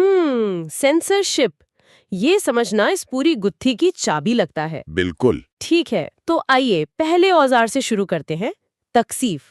اس کا لفظی مطلب تو چیزوں کو گاڑھا کرنا یا سکیڑنا لگتا ہے۔ آپ کا اندازہ بالکل صحیح سمت میں ہے۔ فرائیڈ کا تو کہنا تھا کہ تکثیف خواب کی کاریگری کا سب سے اہم اور بنیادی پہلو ہے۔ سب سے اہم؟ جی، اس کا مطلب یہ ہے کہ خواب میں نظر آنے والی ایک واحد تصویر، ایک شخص یا یہاں تک کہ ایک لفظ بھی، وہ دراصل درجنوں خیالات، یادوں، احساسات اور خواہشات کے ایک وسیع جال کی نمائندگی کر سکتا ہے۔ اچھا، تو یہ ایک طرح سے ذہنی زپ فائل کی طرح ہے؟ واہ، کیا خوبصورت مثال ہے۔ کیا آپ درجنوں فائلیں، یادیں، احساسات، خیالات لیتے ہیں اور انہیں ایک چھوٹی سی آئیکن میں کمپریس کر دیتے ہیں؟ خواب میں آپ کو صرف وہ آئیکن نظر آتا ہے، لیکن اگر آپ اسے کھولیں تو اندر معلومات کا پورا خزانہ چھپا ہوتا ہے۔ بالکل یہی بات ہے، اور فروئڈ کے لیے یہ صرف جگہ بچانے کا معاملہ نہیں تھا۔ ان کا بڑا نقطہ یہ تھا کہ ہمارا دماغ بے ترتیب نہیں ہے، یہاں تک کہ نیند میں بھی۔ یہ ایک انتہائی مؤثر انکوڈنگ مشین ہے جو ہر تصویر کو معنی سے بھر دیتی ہے۔ اس کا مطلب یہ ہے کہ کوئی بھی خوابی کردار یا شے صرف وہ نہیں جو وہ نظر آتی ہے، بلکہ وہ ایک بھرپور ذہنی تاریخ کا نقشہ ہے۔ بالکل۔ کتاب میں ایک بڑی دلچسپ مثال ہے وہ نباتی مونوگراف والے خواب کی۔ وہ کیا قصہ تھا؟ ذرا تفصیل سے بتائیں۔ جی، وہ تکثیف کی ایک بہترین مثال ہے۔ خواب دیکھنے والا ایک کتاب دیکھتا ہے جس کا عنوان ہے نباتی مونوگراف۔ ٹھیک ہے۔ بظاہر یہ ایک سادہ سی تصویر ہے، لیکن جب اس کا تجزیہ کیا گیا تو پتہ چلا کہ یہ ایک دن پہلے کے دو بالکل مختلف تجربات کو جوڑ رہی تھی۔ ایک طرف اس نے ایک دکان کی کھڑکی میں واقعی ایک مونوگراف دیکھا تھا جو ایک غیر اہم واقعہ تھا، اچھا۔ اور دوسری طرف اس کی ایک ساتھی کے ساتھ ایک بہت اہم اور جذباتی گفتگو ہوئی تھی جس کا تعلق اس کے شوق سے تھا۔ خواب ان دونوں کو ایک ساتھ لے آیا۔ لیکن صرف لفظ نباتی یا بوٹانیکل ہی کیوں؟ یہ ان سب چیزوں کو کیسے جوڑتا ہے؟ یہیں پر یہ عمل دلچسپ ہو جاتا ہے۔ لفظ نباتی ایک سنگم یا جنکشن بن گیا۔ اس نے خواب دیکھنے والے کی پروفیسر کو یاد دلایا جس کا نام گارٹنر تھا، جس کا مطلب جرمن میں مالی ہوتا ہے۔ اچھا۔ اس نے اسے اپنی ایک مریضہ یاد دلائی جس کا نام فلورا تھا۔ اس نے اسے اپنی بیوی کے پسندیدہ پھول یاد دلائے، یہاں تک کہ بچپن کی وہ یادیں بھی ابھر آئیں جب اس نے اپنے والد کی کتابوں سے خشک پھول دبائے تھے۔ یعنی درجنوں خیالات ایک لفظ کے گرد جمع ہو گئے۔ جی بالکل۔ یہ تو کمال ہے۔ اس کا مطلب ہے کہ جب ہم خواب میں کسی جانے پہچانے شخص کو دیکھتے ہیں تو ہو سکتا ہے کہ وہ صرف ایک شخص نہ ہو بلکہ 3 یا 4 لوگوں کے جذبات اور یادوں کا ایک مجموعہ ہو۔ بالکل۔ ماخذ میں مرکب شخصیات یعنی کمپوزٹ پرسنز کا بھی ذکر ہے۔ اچھا۔ فرائڈ کے اپنے مشہور آرما کے انجیکشن والے خواب میں آرما کا کردار صرف حقیقی آرما کی نمائندگی نہیں کر رہا تھا۔ تجزیے سے پتہ چلا کہ اس ایک کردار میں اس کی اپنی بیوی کی خصوصیات، اس کی ایک دوست، اس کی بیٹی اور ایک اور مریضہ کی یادیں بھی شامل تھیں جو مر چکی تھیں۔ ایک چہرہ لیکن کئی شناخت۔ جی، یہ تکثیف کی طاقت ہے۔ یہ خواب کی زبان کو ناقابل یقین حد تک مؤثر بناتا ہے۔ ٹھیک ہے، تو دماغ معلومات کو ایک جگہ اکٹھا کر رہا ہے، لیکن ساتھ ہی خوابوں میں اکثر ایسا بھی لگتا ہے کہ جو چیز واقعی اہم ہونی چاہیے وہ پس منظر میں ہوتی ہے اور کوئی معمولی سی تفصیل مرکزی حیثیت اختیار کر لیتی ہے۔ یہ کیا معاملہ ہے؟ آپ نے بالکل دوسرے اہم اوزار کی طرف اشارہ کیا ہے، یعنی ہٹاؤ یا ڈسپلیسمنٹ۔ ہٹاؤ؟ جی، اگر تکثیف خیالات کو اکٹھا کرتی ہے تو ہٹاؤ جذباتی توانائی کو ایک جگہ سے دوسری جگہ منتقل کرتا ہے۔ ایک خیال جو جاگتی زندگی میں بہت شدید مرکزی اور جذباتی ہو، وہ خواب میں غیر اہم بن جاتا ہے۔ بالکل، وہ ایک چھوٹی غیر اہم تفصیل بن کر سامنے آ سکتا ہے، اور اس کے برعکس ایک بالکل معمولی اور غیر جانبدار چیز خواب کا جذباتی مرکز بن سکتی ہے۔ تو خواب جان بوجھ کر اس بات کو بدل دیتا ہے کہ کیا اہم ہے، لیکن آخر کیوں؟ مطلب یہ سب چھپانے کی ضرورت ہی کیا ہے؟ اصل مطلب کو چھپانے کے لیے فرائڈ اسے نفسیاتی قدر کی تبدیلی کہتے ہیں۔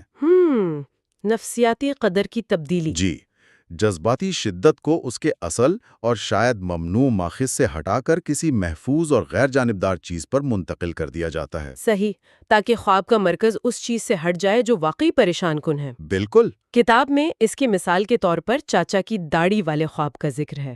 اس سے شاید یہ بات واضح ہو جائے۔ جی، یہ ایک بہترین مثال ہے۔ اس خواب میں سب سے نمایاں چیز ایک شخص کی پیلی داڑھی ہے۔ خواب دیکھنے والا اس شخص سے بڑی محبت محسوس کرتا ہے۔ ٹھیک ہے۔ لیکن جب اس خواب کا تجزیہ کیا گیا تو پتہ چلا کہ خواب کے پیچھے چھپے ہوئے اصل خیالات عظمت کی خواہش اور اپنے ایک دوست کے لیے شدید منفی احساسات تھے۔ منفی احساسات؟ لیکن خواب میں تو محبت تھی۔ جی، یہی تو ہٹاؤ ہے۔ لیکن آپ کا سوال اہم ہے کہ داڑھی ہی کیوں؟ یہ تو ایک بہت ہی مخصوص تفصیل ہے۔ جی بالکل۔ یہاں گہرائی میں جانے کی ضرورت ہے۔ تجزیہ سے پتہ چلا کہ داڑھی خواب دیکھنے والے کے والد اور اس کے ایک اور معزز دوست دونوں کی خصوصیت تھی۔ اچھا۔ تو خواب نے بڑی چالاکی سے عظمت यानी वालिद की तरह बनने की ख्वाहिश, और हसद यानी दोस्त के लिए मनफी जज्बात, इन दोनों को एक बज़ाहिर बेज़रर शय पर मुंतकिल कर दिया। ये तो एक नफ्सियाती शतरंज की चाल लगती है, जहां असल बादशाह यानी बुनियादी मसले को बचाने के लिए एक प्यादे यानी दाढ़ी को आगे कर दिया जाता है। क्या बात है, बिल्कुल यही, जोर को असल मसले से हटा दिया गया है। लेकिन क्या ये हमेशा इतना ही वाज़ेह होता है? क्या ऐसा नहीं हो सकता कि ख्वाब में नजर आने वाली कोई गैर अहम चीज वाकई गैर अहमी हो? ये बहुत अहम सवाल है। फ्राइड का जवाब ये होगा कि फ़र्क ख्वाब देखने वाले के अपने तलाजुमात यानी एसोसिएशंस से किया जाता है। अच्छा। तज्जियाकार ये फैसला नहीं करता कि क्या अहम है। वो ख्वाब देखने वाले से पूछता है कि हर अंसर, चाहे वो दाढ़ी हो या किताब, उसके जहन में क्या ख्यालात लाता है। अगर कोई बजाली गैर अहम तफसील बहुत सी मजबूत और जज्बाती यादों को जन्म देती है, तो ये एक वाज़े इशारा है कि यहाँ हिटाव का अमल हुआ है। सही, असल तवानाई वहीं छुपी हुई है। जी। एक मिनट, अगर हमारा दिमाग इतनी मेहनत कर रहा है, चीज़ों को एक जिप फाइल की तरह कंप्रेस कर रहा है, जज्बात को शतरंज के मोहर की तरह इधर उधर कर रहा है, तो ये सवाल पैदा होता है कि आखिर ये सब छुपाने की ज़रूरत ही क्या है? ऐसा लगता है जैसे कोई गेट कीपर है जो कुछ ख्यालात को बाहर रखना चाहता है। क्या फ्रॉइड के नज़रिए में ऐसे किसी मुहाफिज का तसव्वुर मौजूद है? आप बिल्कुल सही नतीजे पर पहुंची हैं। यही वो सवाल है जो हमें ख्वाब की कारीगरी के पीछे कारफरमा सबसे बड़ी ताकत की तरफ ले जाता है, सेंसरशिप। सेंसरशिप? जी, फ्रॉइड ने तजवीज़ किया कि हमारे जहन में ना दो बड़ी ताकतें हर वक्त काम कर रही होती हैं। एक ताकत लाशऊर से आती है, जो एक ख्वाहिश पैदा करती है जिसे ख्वाब के जरिए पूरा करना होता है। और दूसरी? लेकिन एक दूसरी ताकत है जो हमारे शऊरी और अखलाकी जहन के करीब है, और वो एक सेंसर या मुहाफिज के तौर पर काम करती है। और इस सेंसर का काम उन ख्वाहिशात पर कड़ी नज़र रखना है? बिल्कुल। अगर लाशऊर से आने वाली कोई ख्वाहिश हमारे जागते हुए जहन के लिए नाकाबिल कबूल, शर्मनाक या परेशान कुन हो, तो ये सेंसर मुदाखलत करता है। ये उस खामख्वाह ख्वाहिश को शऊर तक पहुंचने की इजाज़त नहीं देता। माखिज में एक सियासी मुसन्निफ की मिसाल है ना, कि वो हुकूमत पर तनकीद करना चाहता है लेकिन गिरफ्तारी का डर है। जी, एक बेहतरीन मिसाल है। वो अपनी तनकीद को बराह रास्त नहीं लिख सकता, उसे इस्तारे, इशारे और छुपे हुए मानी इस्तेमाल करने पड़ते हैं ताकि उसका पैगाम तो पहुंच जाए, लेकिन वो सज़ा से भी बच जाए। तो हमारे ख्वाब भी एक तरह की समझौता शुदा तहरीर है, एक कॉम्प्रोमाइज। बिल्कुल। आप इसे इस तरह सोचें कि आपका लाशऊर एक ऐसा रिपोर्टर है जिसके पास एक बहुत बड़ी मुतनाज़ा खबर है, लेकिन उसका एडिटर यानी सेंसर बहुत सख्त है। वो कहता है तुम ये कहानी इस तरह नहीं छाप सकते। तो रिपोर्टर को अपनी कहानी को इस तरह से तोड़ना मरोड़ना पड़ता है, उसे बेजरर बनाना पड़ता है ताकि पैगाम तो पहुंच जाए, लेकिन एडिटर की नाराजगी से भी बचा जा सके। हमारे ख्वाब बिल्कुल इसी तरह की एक समझौता शुदा सहाफत हैं। और तकसीफ और हटाओ वो तरीके हैं जिनसे कहानी को बदला जाता है। जी, सेंसरशिप जितनी सख्त होगी, भेस उतना ही मुफस्सल और अजीब होगा। चाचा की दाढ़ी वाले ख्वाब पर वापस चलते हैं। वहां सेंसरशिप कैसे काम कर रही थी? आपने कहा कि असल ख्याल दोस्त के बारे में मनफी था, लेकिन ख्वाब में तो बहुत प्यार दिखाया जा रहा था। ये सेंसर के काम की एक क्लासिक मिसाल है। असल पोशीदा ख्याल था, मेरा दोस्त एक अहमक है और मुझे उससे हसद है। ये ख्याल तो वाकई शऊरी जहन के लिए नाकाबिले कबूल है। जी, ये उसकी दोस्ती की इक़दार के खिलाफ था, लिहाजा सेंसर ने इस ख्याल को मुस्तरद कर दिया। जवाब में ख्वाब की कारीगरी ने इस ख्याल को ना सिर्फ छुपाया, बल्कि उसे उसके बिल्कुल उल्ट में बदल दिया, शदीद मोहब्बत और प्यार का एहसास। तो ये मोहब्बत का मुजाहिरा एक भेस का काम करता है, जो हकीकी दबाए हुए दुश्मनी के एहसास को छुपाता है। बिल्कुल, यही वजह है कि ख्वाब अक्सर इतने मुतजाद और उलझे हुए होते हैं। वो ख्वाहिश और सेंसर के दरमियान एक समझौता होते हैं। ये तसव्वुर थोड़ा अजीब लगता है कि हमारा जहन खुद अपने खिलाफ काम कर रहा है। एक हिस्सा कुछ कहना चाहता है और दूसरा उसे दबा रहा है। ये तो एक अंदरूनी खाना जंगी की तरह है। जी, एक तरह से है। फ्राइड के मुताबिक ये सेंसर नींद में थोड़ा कमजोर हो जाता है, लेकिन कभी मुकम्मल तौर पर सोता नहीं। अच्छा, इसीलिए ख्वाहिशात को ख्वाब में दाखिल होने का मौका मिल जाता है। जी, लेकिन सिर्फ भेस बदल कर। जैसे जैसे हम बड़े होते हैं और हमारी ख्वाहिशात और समाजी पाबंदियां पेचीदा होती जाती हैं, सेंसर का किरदार भी मजबूत होता जाता है। हर रात हमारे जहन में ये जंग होती है। تو خلاصہ یہ ہے کہ خوابوں کی یہ عجیب زبان، یہ بے ترتیبی، دراصل بے معنی نہیں ہے۔ یہ ایک انتہائی منظم کوڈڈ پیغام ہے جسے خواب کی کاریگری نے سینسر کی سخت نگرانی میں تیار کیا ہے۔ بالکل، تگزیف جیسے اوزاروں کا استعمال کرتے ہوئے یہ وسیع معنی کو ایک چھوٹی سی زپ فائل یا تصویر میں بند کر دیتا ہے۔ اور ہٹاؤ کے ساتھ یہ جذباتی توجہ کو شطرنج کے مہرے کی طرح منتقل کر دیتا ہے تاکہ اصل سنسٹیو موضوع کو چھپایا جا سکے۔ جی، اور اس تمام پیچیدہ کام کی وجہ وہ اندرونی ایڈیٹر یا سینسر ہے جو شعور کے دروازے پر پہرا دیتا ہے اور ہماری گہری اور اکثر ممنوع خواہشات کو خوابوں میں ظاہر ہونے سے پہلے نقاب پہننے پر مجبور کرتا ہے۔ آپ نے بالکل صحیح خلاصہ کیا۔ خواب ایک سٹیج کی طرح ہے جہاں ہماری گہری خواہشات کو کھیلنے کی اجازت تو ہے، لیکن صرف اس شرط پر کہ وہ ایک ایسا ماسک پہنے جو ہمارے اندرونی سینسر کو دھوکہ دے سکے۔ ہمارے جائزے کے اگلے حصے میں ہم خواب کی کاریگری کے ایک اور بڑے اوزار کو دیکھیں گے، علامت نگاری یعنی سمبلزم۔ اور ہم ان خوابوں پر بھی بات کریں گے جنہیں فروئڈ نے مخصوص خواب کہا، وہ خواب جو تقریباً ہر کوئی دیکھتا ہے، جیسے گرنے یا امتحان میں فیل ہونے کے خواب۔ اور ہمارے سامعین کے لیے ایک آخری سوچ چھوڑے جاتے ہیں۔ اگر ہمارا ذہن نیند کے سکون میں بھی اپنے ہی خیالات کو خود سے چھپانے کے لیے اتنی محنت اور چلاکی سے کام کرتا ہے، تو یہ ان پوشیدہ تنازعات، دبی ہوئی خواہشات اور اندرونی لڑائیوں کے بارے میں کیا بتاتا ہے جو ہماری جاگتی ہوئی زندگی کو ہر لمحہ تشکیل دے رہی ہیں؟ پچھلی بار ہم نے دیکھا تھا کہ خواب ہمارے خیالات کو کیسے توڑ مڑوڑ کر پیش کرتے ہیں۔ آج ہم اس سے بھی ایک قدم آگے بڑھیں گے۔ آج ہم ایک جاسوس کی طرح فروئڈ کے بتائے ہوئے سراغ استعمال کر کے خوابوں کی اس خفیہ زبان کو ڈی کوڈ کرنے کی کوشش کریں گے۔ وہ زبان جو ہم سب بولتے ہیں لیکن جاگتے ہوئے سمجھ نہیں پاتے۔ اور یہ زبان، یہ سمبلز یعنی علامتوں سے بنی ہے۔ فروئڈ کا ماننا تھا کہ خواب بے ترتیب تصویریں نہیں دکھاتے، بلکہ ایک ایسی زبان میں بات کرتے ہیں جس کی اپنی ایک گرامر اور اپنے اصول ہیں۔ بالکل۔ تو آج ہم اسی زبان کے کچھ الفاظ اور جملے سمجھنے کی کوشش کریں گے۔ جی، ہماری آج کی یہ کھوج فروئڈ کی کتاب کے دو بہت ہی دلچسپ حصوں پر مبنی ہے۔ ایک ہے خوابوں میں اشاروں کی زبان اور دوسرا کچھ عام اور جانے پہچانے خواب۔ صحیح۔ تو پھر اس خفیہ زبان کا پہلا اصول کیا ہے؟ یہ علامتیں آخر ہیں کیا؟ کیا ہر چیز کا کوئی چھپا ہوا مطلب ہے؟ ہاں، فروئڈ کے مطابق کچھ ایسا ہی ہے۔ دیکھیں، خواب کا جو بنیادی کام ہے جسے فروئڈ ڈریم ورک کہتے ہیں، جی، وہ یہ ہے کہ وہ ہمارے لاشعور میں چھپی خواہشات کو، خاص طور پر ان باتوں کو جنہیں ہمارا شعوری ذہن قبول نہیں کرتا، ایک قابل قبول شکل دے دے۔ اچھا۔ اور علامتیں اس کام کا سب سے اہم اوزار ہیں۔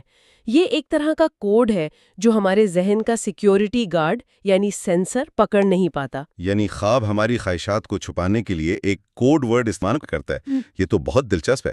تو اس کوڈ بک کی کچھ مثالیں دیکھتے ہیں۔ فروئڈ نے کون سی عام علامتوں کی بات کی ہے؟ سب سے عام مثالوں میں سے ایک ہے انسانی جسم کو گھر کے طور پر دیکھنا۔ گھر کے طور پر؟ کیسے؟ جی، خواب میں نظر آنے والا ایک گھر، اس کی دیواریں، کمرے، کھڑکیاں، دروازے، یہ سب دراصل خود خواب دیکھنے والے کے جسم کی علامت ہو سکتے ہیں۔ اچھا۔ ہموار دیواروں والے گھر مردوں کی علامت ہو سکتے ہیں، اور جن گھروں میں بالکنیاں یا چھجے ہوں وہ عورتوں کی نمائندگی کر سکتے ہیں۔ اور دروازے، کھڑکیاں؟ وہ جسم کے سوراخوں یعنی اوپننگز کی طرف اشارہ ہو سکتے ہیں۔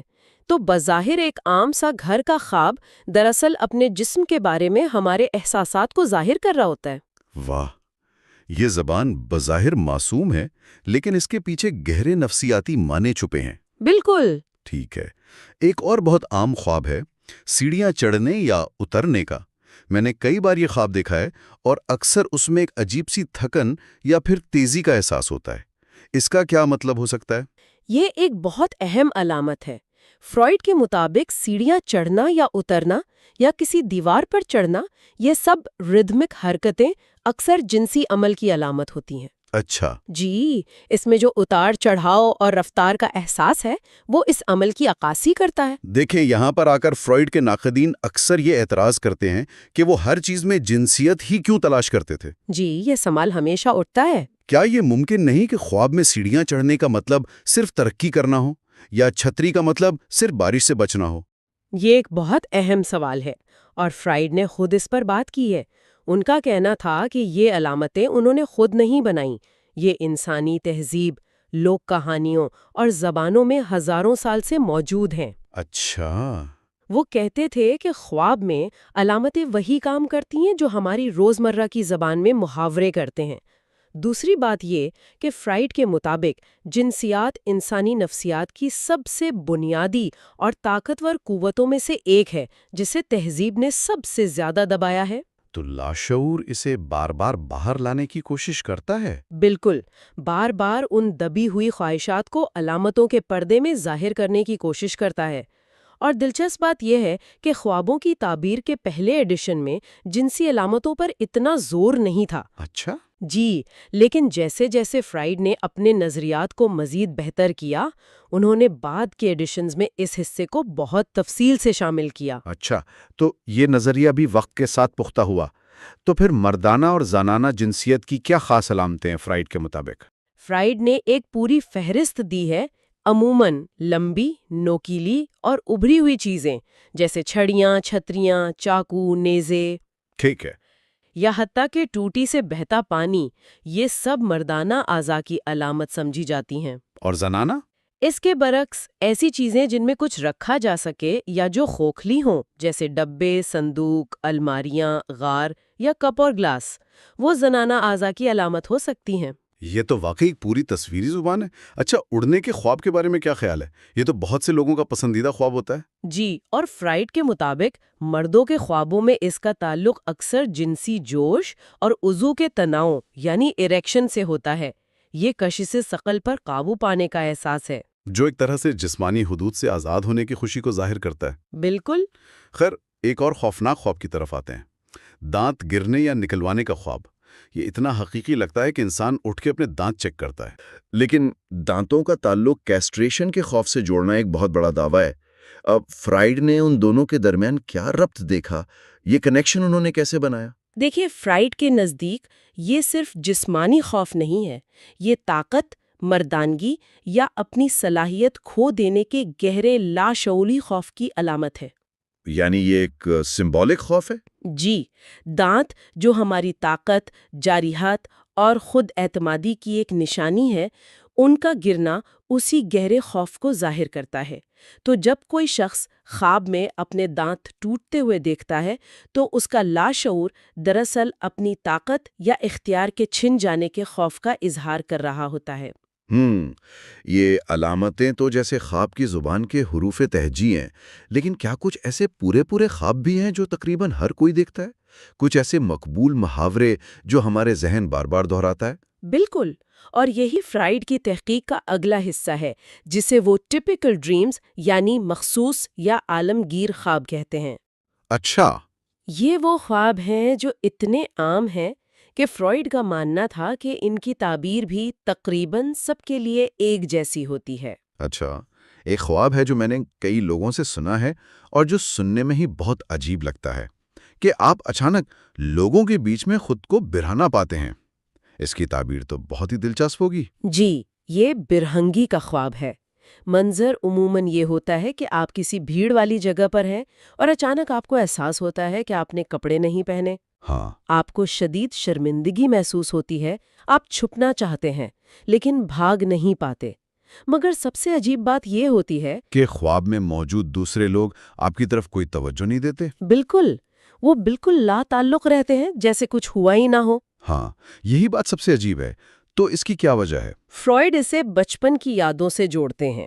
وہ کہتے ہیں کہ بچپن میں ایک دور ایسا ہوتا ہے جب ہمیں برہنہ ہونے پر کوئی شرمندگی محسوس نہیں ہوتی تھی۔ ٹھیک ہے۔ یہ خواب دراصل اسی دور کی دبی ہوئی خواہش یعنی نمائش پسندی، ایگزیبیشنزم کی عکاسی کرتا ہے، اور خواب میں دوسرے لوگوں کا لاتعلق رہنا یہ بھی خواب کی تکمیل کا حصہ ہے۔ یہ کیسے؟ یہ لاشعور کی ایک چال ہے جو کہتا ہے، دیکھو تم جو کرنا چاہتے ہو وہ ہو بھی گیا اور کسی نے نوٹس بھی نہیں کیا۔ فرائیڈ اس کی مثال اینڈرسن کی مشہور کہانی بادشاہ کے نئے کپڑے سے دیتے ہیں۔ واہ، جہاں سب لوگ بادشاہ کی برہنگی کو نظر انداز کرنے کا ڈرامہ کرتے ہیں، یہ تو کمال کی تعبیر ہے۔ جی، ایک اور اسی طرح کا بے بسی والا خواب ہے جس میں ہم کہیں بھاگنا چاہتے ہیں لیکن ہمارا جسم ساتھ نہیں دیتا، ہم ایک ہی جگہ پر جم جاتے ہیں۔ اسے فرائیڈ رکاوٹ کے خواب کہتے ہیں نا؟ جی، انہیبیشن ڈریمز۔ اور اس کی وضاحت کے لیے فرائیڈ نے اپنے ایک ذاتی خواب کی مثال دی ہے۔ اچھا، وہ خواب میں تیزی سے سیڑھیاں چڑھ رہے ہوتے ہیں، لیکن اچانک ایک ملازمہ کو دیکھ کر شرمندہ ہو جاتے ہیں اور ان کے قدم وہیں جم جاتے ہیں۔ وہ آگے بڑھنا چاہتے ہیں لیکن بڑھ نہیں پاتے۔ تو یہ بے بسی کس چیز کی علامت ہے؟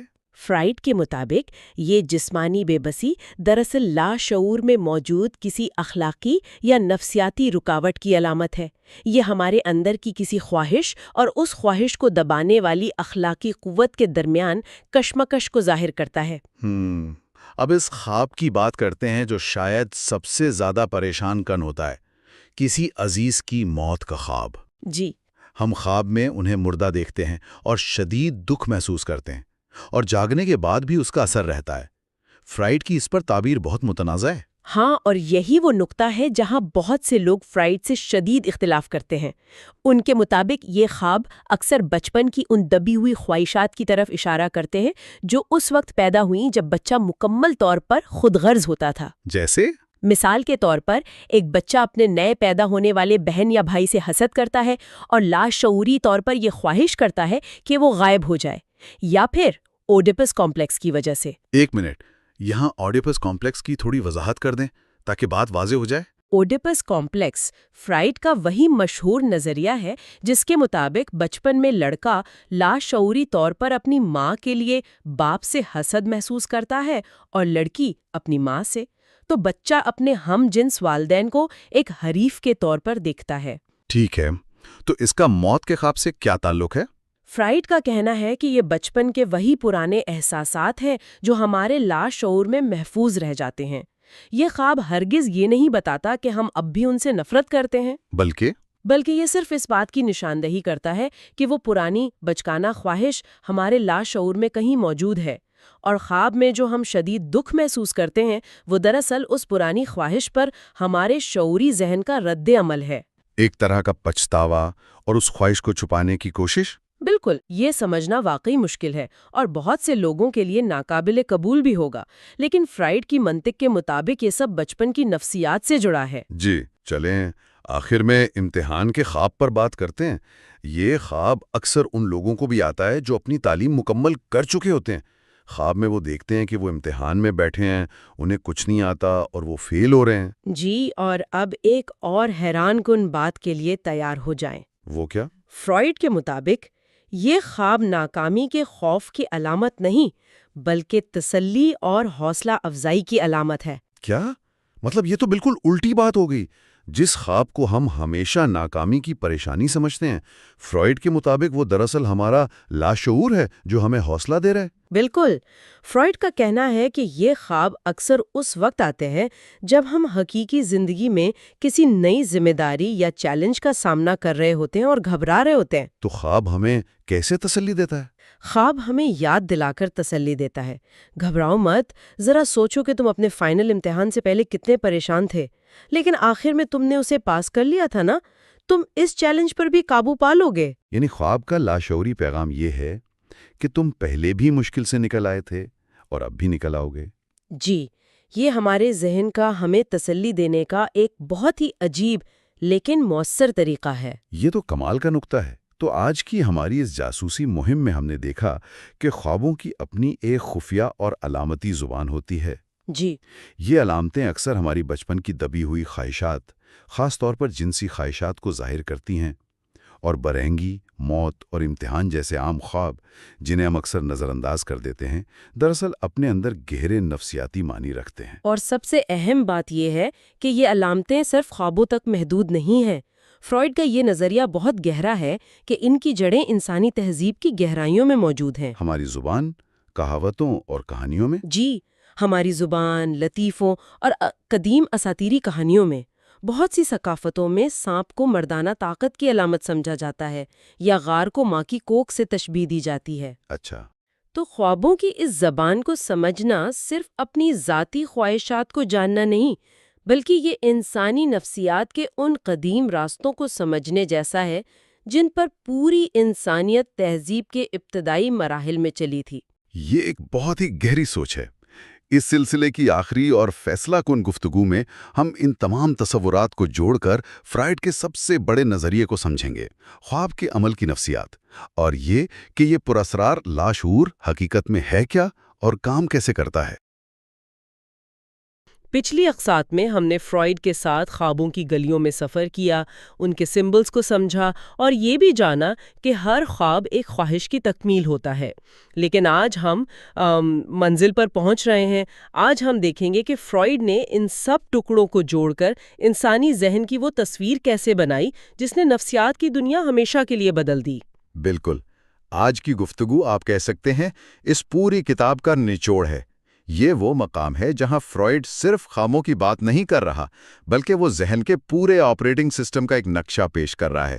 آج ہم کتاب کے آخری اور سب سے اہم حصے خواب کے عمل کی نفسیات پر بات کریں گے اور دو بنیادی تصورات کو سمجھنے کی کوشش کریں گے: ریگریشن اور لاشعور۔ تو آج ہم فرائیڈ کے عظیم نظریے کے آخری پردے اٹھائیں گے اور یہ جانیں گے کہ ہمارے خواب محض رات کو دیکھی جانے والی فلمیں نہیں، بلکہ ہمارے لاشعور تک پہنچنے کا شاہی راستہ ہے۔ اور سب سے اہم بات، ہم یہ دیکھیں گے کہ فرائیڈ کے مطابق یہ سارا پیچیدہ عمل کسی بیماری کی علامت نہیں، بلکہ ایک صحت مند ذہن کی نشانی ہے۔ یہی سب سے حیران کن نتیجہ ہے۔ تو چلیں اس ذہنی مشینری کے اندر جھانکتے ہیں اور اس کے سب سے عجیب پرزے سے شروع کرتے ہیں جسے فرائیڈ ریگریشن کہتا ہے۔ اچھا، ریگریشن، میں نے یہ لفظ پہلے بھی سنا ہے، لیکن فرائیڈ کے نظریے میں اس کا کیا مطلب ہے؟ یہ کوئی بہت ٹیکنیکل اصطلاح ہے؟ یہ فرائیڈ کے نظریے کا ایک مرکزی ستون ہے۔ اسے سمجھنے کے لیے ایک لمحے کو سوچئے کہ جب ہم جاگ رہے ہوتے ہیں تو کیسے سوچتے ہیں؟ ہم الفاظ میں، منطق میں اور ایبسٹریکٹ آئیڈیاز میں سوچتے ہیں۔ یہ سوچ کا ایک ترقی یافتہ طریقہ ہے۔ فرائیڈ کہتا ہے کہ جب ہم سوتے ہیں تو ہمارا ذہن ایک طرح سے وقت میں پیچھے کا سفر کرتا ہے۔ وقت میں پیچھے کا سفر؟ یہ تو کسی سائنس فکشن فلم جیسا لگ رہا ہے۔ کیا ہمارا دماغ ہر رات ماضی میں چلا جاتا ہے؟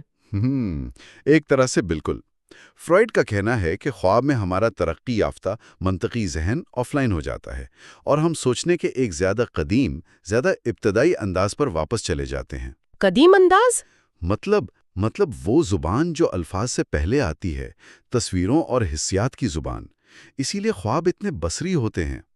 ہمارے پیچیدہ خیالات، ہمارے خوف، ہماری خواہشات، یہ سب الفاظ سے تصویروں میں تبدیل ہو جاتے ہیں۔ اسی عمل کو وہ ریگریشن کہتا ہے۔ یہ تو بہت دلچسپ بات ہے، لیکن سوال یہ ہے کہ ذہن اتنی محنت کیوں کرتا ہے؟ وہ جاگنے کی طرح الفاظ میں ہی کیوں نہیں سوچتا؟ تصویروں میں بات کرنے کی کیا ضرورت ہے؟ بہت اچھا سوال ہے۔ فرائیڈ کے مطابق اس کی ایک بہت بڑی وجہ ہے سینسرشپ سے بچنا۔ اچھا، وہی سینسر جس کی بات ہم نے پچھلی قسط میں کی تھی؟ جی، ہم نے بات کی تھی کہ ہمارے ذہن میں ایک سینسر ہوتا ہے جو ناپسندیدہ یا تکلیف دہ خیالات کو شعور میں آنے سے روکتا ہے۔ الفاظ میں سوچنا بہت واضح اور براہ راست ہوتا ہے نا؟ ہاں، بالکل صاف۔ تو سینسر اسے آسانی سے پکڑ سکتا ہے۔ لیکن تصویریں مبہم ہوتی ہیں، ان کے کئی مطلب ہو سکتے ہیں۔ تو ریگریشن کا عمل دراصل ایک بھیس بدلنے کا طریقہ ہے تاکہ ممنوعہ خیالات سینسر کی نظروں سے بچ کر شعور تک پہنچ سکیں۔ واہ، گویا ذہن خود اپنے ساتھ آنکھ مچولی کھیل رہا ہے۔ کیا اس کی کوئی مثال ہے کہ یہ عمل کیسے کام کرتا ہے؟ فرائیڈ ایک بہت زبردست مثال دیتا ہے، ایک 12 سالہ لڑکے کی جسے بار بار ایک خوفناک خواب آتا تھا۔ کیسا خواب؟ وہ دیکھتا تھا کہ سبز چہروں اور سرخ آنکھوں والے لوگ ہیں۔ یہ خوف اسے شدید خوفزدہ کر دیتا تھا۔ تجزیے سے معلوم ہوا کہ اس خواب کی جڑیں ایک بہت پرانی دبائی ہوئی یادداشت میں تھیں۔ کون سی یادداشت؟ کئی سال پہلے اس نے ایک بہت بیمار لڑکے کو دیکھا تھا جس کا چہرہ بیماری کی وجہ سے زردی مائل سبز ہو گیا تھا اور آنکھیں سوجی ہوئی اور سرخ تھیں۔ اوہ! اس وقت اس کی ماں نے کچھ جملے کہے تھے جو اس کے ذہن میں بیٹھ گئے کہ ایسے لڑکے اکثر پاگل ہو جاتے ہیں اور جلدی مر جاتے ہیں۔ اب دیکھیں، ایک بچے کے لیے بیماری، پاگلپن اور موت کا خوف ایک بہت پیچیدہ اور ناقابل برداشت خیال ہے۔ بالکل، یہ تو کسی بھی بچے کو ہلا کر رکھ دے گا۔ تو اس کے ذہن نے کیا کیا؟ اس نے اس پورے پیچیدہ اور تکلیف دہ خیال کو، میں بیمار ہو سکتا ہوں، میں پاگل ہو سکتا ہوں، میں مر سکتا ہوں، ایک سادہ بصری تصویر میں ریگریس کر دیا۔ سبز چہرہ اور سرخ آنکھیں۔ بالکل، یہ تصویر اس کے لاشعوری خوف کی علامت بن گئی۔ خواب میں یہ تصویر بار بار آ کر اسے اس دبائے ہوئے خوف سے خبردار کر رہی تھی، لیکن ایک ایسی زبان میں جسے اس کا شعوری ذہن سمجھ نہیں پا رہا تھا۔ یعنی ایک سادہ سی خوفناک تصویر دراصل زندگی اور موت کے ایک بہت گہرے اور پیچیدہ خوف کا کوڈ تھی۔ دماغ سچائی کو خود سے ہی چھپا رہا تھا، وہ بھی سب کے سامنے دکھا کر۔ یہ تو کمال ہے۔ یہی فروئڈ کے نظریے کی خوبصورتی ہے۔ اچھا، تو اگر ریگریشن ذہن کا ایک طریقہ ہے اس سینسر سے بچنے کا، تو اس سے ایک بڑا سوال پیدا ہوتا ہے، یہ سینسر آخر ہے کیا؟ اور یہ کس کی خواہشات کو روکنے کی کوشش کر رہا ہے؟ کیا ہمارے دماغ میں کوئی خفیہ پولیس بیٹھی ہے جو ہمارے خیالات پر پہرا دے رہی ہے؟ ہاں، فرائڈ کا تصور کچھ ایسا ہی ہے۔ اس نے اسے سمجھانے کے لیے ذہن کا ایک نقشہ بنایا، ایک ماڈل۔ اس نے کہا کہ ہمارے نفسیاتی نظام میں دو الگ الگ قوتیں یا ایجنسیاں کام کر رہی ہیں۔ ایک قوت وہ ہے جو ہماری بنیادی خام خواہشات کو پیدا کرتی ہے۔ یہ خواہشات اکثر ایسی ہوتی ہیں جو سماجی طور پر قابل قبول نہیں ہوتی۔ اور دوسری قوت؟ دوسری قوت وہی سینسر ہے۔ یہ ہمارے ذہن کا وہ حصہ ہے جو سماجی اصول، اخلاقیات اور حقیقت پسندی کو سمجھتا ہے۔ اس کا کام پہلی قوت سے آنے والی بے لگام خواہشات کو قابو میں رکھنا ہے۔ ان کی جانچ پڑتال کرنا؟ جی، اور اگر وہ خطرناک ہوں تو انہیں شعور تک پہنچنے سے روکنا ہے۔ فرائڈ کے مطابق ان دو قوتوں کے درمیان ایک مستقل کشمکش جاری رہتی ہے۔ خواب اسی کشمکش کا نتیجہ ہے۔ تو ذہن کے اس نقشے کو فرائڈ نے کیا نام دیا؟ اس نے ذہن کو دو بڑے علاقوں میں تقسیم کیا۔ ایک ہے لاشعور یا دی انکانشس، اسے وہ تکنیکی طور پر UCS کہتا ہے۔ UCS یہ ذہن کا وہ جنگلی بے لگام حصہ ہے، ایک گہرا جنگل جہاں ہماری بنیادی حیوانی خواہشات، دبائی ہوئی تکلیف دہ یادیں اور وہ تمام خیالات رہتے ہیں جنہیں ہم دن کی روشنی میں قبول نہیں کر سکتے۔ یہ حصہ منطق اور وقت کے اصولوں سے آزاد ہے۔ اور دوسرا علاقہ؟ وہ ہے نیم شعور یا دا پری کانشس، جسے وہ PCS کہتا ہے۔ PCS یہ لاشعور اور شعور کے درمیان ایک طرح کا ویٹنگ روم یا بارڈر کنٹرول ہے۔ لاشعور سے آنے والے خیالات کو پہلے یہاں سے گزرنا پڑتا ہے۔ یہاں سینسر ان کی جانچ پڑتال کرتا ہے اور پھر فیصلہ کرتا ہے کہ کسے اندر آنے دینا ہے۔ بالکل، جو خیالات قابل قبول ہوتے ہیں انہیں شعور میں جانے کی اجازت مل جاتی ہے، اور جو نہیں ہوتے انہیں یا تو دبا دیا جاتا ہے یا پھر ان کا حلیہ بدل دیا جاتا ہے تاکہ وہ پہچانے نہ جا سکے۔ تو UCS اور PCS یعنی جنگلی حصہ اور ویٹنگ روم، اس سے سمجھنا آسان ہو گیا۔ لیکن ایک منٹ، یہ خوابوں میں نظر آنے والی خواہشات آتی کہاں سے ہیں؟ کیا یہ صرف دن بھر کی ادھوری باتیں ہیں، جیسے کاش میں نے وہ میٹنگ نہ چھوڑی ہوتی، یا یہ اس سے بھی زیادہ گہری ہوتی ہیں؟ یہ بہت اہم سوال ہے۔ فرائڈ کہتا ہے کہ یہ دونوں ہو سکتی ہیں۔ اس نے خواب کی خواہشات کے 3 ممکنہ ذرائع بتائے۔ پہلا، دن کی کوئی ایسی خواہش جو پوری نہ ہوئی ہو اور رات کو خواب میں پوری ہو جائے، یہ سب سے سادہ قسم ہے۔ دوسرا، دن کی کوئی ایسی خواہش جسے ہم نے خود رد کر دیا ہو، دبا دیا ہو، لیکن وہ لاشعور میں فعال ہو۔ اور تیسرا کون سا ہے؟ تیسرا وہ ذریعہ ہے جو سب سے اہم ہے۔ یہ وہ خواہشات ہیں جن کا ہماری دن کی زندگی سے بظاہر کوئی تعلق نہیں ہوتا۔ یہ براہ راست ہمارے لاشعور یعنی UCS کے گہرے کنویں سے ابھرتی ہیں۔ بچپن کی خواہشات؟ جی، ہماری بچپن کی دبی ہوئی اور بھولی بسری خواہشات۔ فرائڈ کا ماننا ہے کہ زیادہ تر دلچسپ اور پیچیدہ خوابوں کو توانائی اسی تیسرے ذریعے سے ملتی ہے۔ دن کی کوئی چھوٹی موٹی خواہش ان گہری لاشعوری خواہشات کے لیے ایک گاڑی کا کام کرتی ہے۔ اچھا، تو ہمارے ذہن میں یہ اتنا پیچیدہ نظام کام کر رہا ہے۔ ایک جنگلی لاشعور ہے، ایک سخت سینسر ہے، خیالات تصویروں میں بدل رہے ہیں۔ یہ سب سن کر ایسا لگتا ہے جیسے ہمارے اندر کوئی گڑبڑ چل رہی ہے۔